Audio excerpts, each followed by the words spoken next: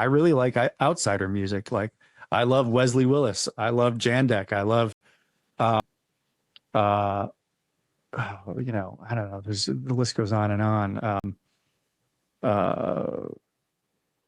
I don't know. I'm drawing a blank right now, but I love conceptual music like John Cage. I love Sonic Youth. I love, you know, there's some people around the Baltimore area like Dan Deacon kind of makes weird stuff, and Future Islands and Jpeg Mafia. Nice. You know, there's these sort of underground people that make noise music, experimental music, sound collage, anything you can call unconventional, you know. And that also just slips into mainstream stuff, right? Like production techniques and found sound and stuff like that. So for me, it's like, well, maybe I could build a platform where, you know, I can teach people, you know, that's the other thing, the barrier to entry to do some of this stuff, it's all pure creativity. You don't have to like learn an instrument for years, you know. And there are very affordable, cost effective. If you have a computer, there are free DAWs, free digital audio workstations. You know, there's plenty of free plugins and free sample libraries and like, you know, and it doesn't have to be pristine like it came from a studio. In fact, like if it sounds even like crappy or like quote crappy, I love the way that sounds. I like it when things sound lo-fi or distorted or just not polished. Yeah.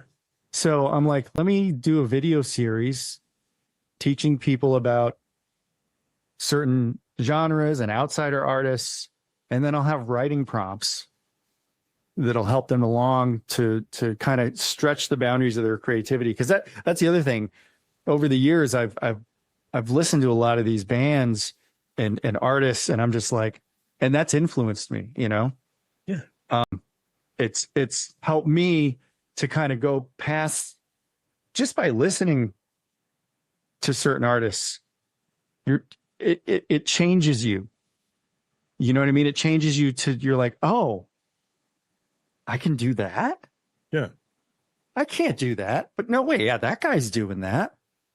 Like, you know, like Wesley Willis, you know, no, you know, he was mentally ill. He was schizophrenic, but his music is so honest and raw, and